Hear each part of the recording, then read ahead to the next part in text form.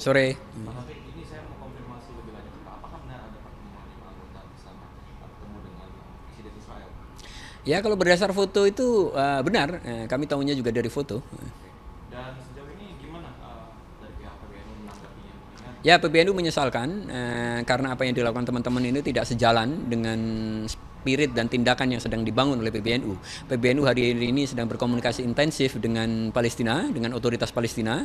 Kamis kemarin Dubes Palestina datang ke PBNU bertemu dengan Gus Yahya dan membicarakan hal-hal apa yang bisa dilakukan untuk menghentikan Israel. Tetapi justru kok sebagian ada kader kita yang justru berkunjung dan beramah tamah ibaratnya dengan Presiden Israel. Walaupun mereka mungkin punya niatan baik, berharap gitu ya, bisa memberi perspektif, tetapi kita tahu bahwa seluruh dunia sudah mengecam, seluruh dunia sudah berbicara dan Israel tidak berhenti. Jadi kalau kita menganggap bahwa kita yang kecil ini bisa memengaruhi keputusan Israel, saya kira itu terlalu naif atau terlalu berlebihan. artinya memang tidak mewakili PBNU ataupun Oh iya, tidak mewakili, bahkan PBNU tidak tahu. PBNU tidak tahu, PBNU baru tahu minggu kemarin ketika dapat laporan dari sejumlah pengurus setelah ada sejumlah status atau foto yang di-share oleh teman-teman yang berangkat ke sana itu. Jadi memang PBNU tidak tahu dan tidak pernah memberi mandat dan teman-teman itu juga tidak berkonsultasi dengan PBNU. Sesuatu yang harusnya mereka lakukan untuk sebuah tindakan yang seserius ini. oke, mengingat berarti PBNU mengecam atau Ya, dan gitu. mungkin ada tindak lebih lanjut soal Ya PBNU memanggil mereka, jadi harusnya dipanggil besok oleh Ketua Umum Gus Yahya Stakuf untuk dimintai klarifikasinya. sejauh ini apakah sudah ada tanda-tanda apa soal makna dari kunjungan mereka, Pak? Sudah tahu? Ya kita tidak tahu, kita belum dapat informasi apapun. Saya tadi berhubungan dengan 2 dari 5 orang itu, tapi saya juga tidak bertanya kontaknya gimana. Saya pengen memang mereka nanti menjelaskan besok ketika bertemu dengan Ketua Umum. Dan apakah ada temuan soal siapa yang mensponsori mereka? Belum. Kita belum bertanya. Temuan mereka belum ada tahu. Ya belum. Oke. Dan ini saya ingin tahu keberadaan mereka ini sekarang di mana? Sekarang sudah ada di Indonesia. Dan mungkin sebagai penegasan aja nih, bagaimana posisi PBNU dalam menyikapi konflik Gaza dan Palestina pasca pertemuan mereka dengan Presiden Israel? Ya, PBNU jelas dari awal ya, sejak dari dulu kalau kita lihat dokumen-dokumen, posisi NU itu selalu berdiri di sisi Palestina, mendukung kemerdekaan Palestina dan mengecam kekerasan terhadap masyarakat sipil.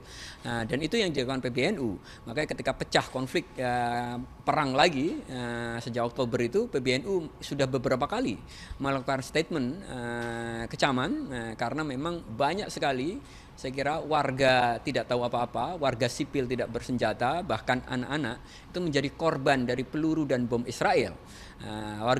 PBNU juga pernah menyerukan agar warga Nahdien di tengah ketidakberdayaan kita itu untuk mengumandangkan sholawat nariyah untuk membantu dan mendoakan saudara-saudara kita yang ada di Palestina.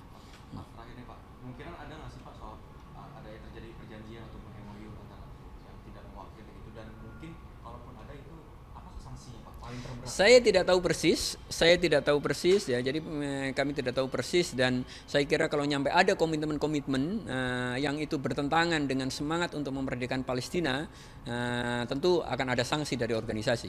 Dan paling terberat mungkin Pak sanksi yang akan Ya, namanya sanksi terberat kan biasanya pemecatan karena kan bukan sesuatu yang bisa dibilang pidana sehingga oke baik Pak Safi Khalid, terima kasih atas waktunya Bapak. ya, terima kasih. Pemirsa, Ketua PBNU baru saja buka suara terkait 5 anggotanya yang diam-diam bertemu dengan Presiden Israel, di mana pihak PBNU sendiri ini menyatakan menyesali atas pertemuan tersebut di tengah gencarnya agresi militer Israel terhadap Palestina. Dan disebutkan juga tadi oleh pihak Ketua Pengurus Besar PBNU yakni Syafiq Ali yang menegaskan pertemuan ini sama sekali tidak mewakili pihak PBNU terhadap Israel dan juga tidak mewakili Indonesia dalam menanggapi adanya gempuran agresi militer Israel terhadap Palestina. Namun bisa dipastikan bahwa ke 5 anggota tersebut sudah pulang ke Indonesia dan nantinya akan dilakukan pemeriksaan lebih lanjut soal adanya pertemuan tersebut dan diminta untuk klarifikasi. Dan ke 5 anggota ini terancam akan kenai sanksi seperti pencopotan terhadap jabatan dari PBNU. Namun dipastikan bahwa adanya pertemuan ini tidak mewakili PBNU dan menegaskan kembali bahwa PBNU masih mendukung Palestina dan yang tengah digempur oleh militer Israel, dan tidak ada sangkut pautnya dengan PBNU dalam pertemuan yang 5 anggota tersebut diam-diam bertemu dengan Presiden Israel. Namun nantinya akan dilakukan pemeriksaan dan akan diungkap soal maksud dan tujuan daripada 5 anggota tersebut bertemu dengan Presiden Israel. Dari Jakarta, Syahreza Zanski, Muhammad Khairuddin, Jaka Samsa, iNews melaporkan. Selamat sore, Pak Safi. Sore. Pak Safi, ini saya mau konfirmasi lebih lanjut. Apakah benar ada pertemuan 5 anggota bersama bertemu dengan Presiden Israel? Ya, kalau berdasar foto itu benar, kami tahunya juga dari foto. Dan sejauh ini gimana dari pihak PBNU menanggapinya? Ya, PBNU menyesalkan karena apa yang dilakukan teman-teman ini tidak sejalan dengan spirit dan tindakan yang sedang dibangun oleh PBNU. PBNU hari ini sedang berkomunikasi intensif dengan Palestina, dengan otoritas Palestina. Kamis kemarin, Dubes Palestina datang ke PBNU bertemu dengan Gus Yahya dan membicarakan hal-hal apa yang bisa dilakukan untuk menghentikan Israel. Tetapi justru kok sebagian ada kader kita yang justru berkunjung dan beramah tamah ibaratnya dengan Presiden Israel. Walaupun mereka mungkin punya niatan baik, berharap gitu ya, bisa memberi perspektif, tetapi kita tahu bahwa seluruh dunia sudah mengecam, seluruh dunia sudah berbicara dan Israel tidak berhenti. Jadi kalau kita menganggap bahwa kita yang kecil ini bisa memengaruhi keputusan Israel, saya kira itu terlalu naif atau terlalu berlebihan. Artinya memang tidak mewakili PBNU? Oh ya, tidak mewakili, bahkan PBNU tidak tahu. PBNU baru tahu minggu kemarin ketika dapat laporan dari sejumlah pengurus setelah ada sejumlah status atau foto yang di-share oleh teman-teman yang berangkat ke sana itu. Jadi memang PBNU tidak tahu dan tidak pernah memberi mandat dan teman-teman itu juga tidak berkonsultasi dengan PBNU. Sesuatu yang harusnya mereka lakukan untuk sebuah tindakan yang seserius ini. Mengingat berarti PBNU mengecam. Ya, gitu.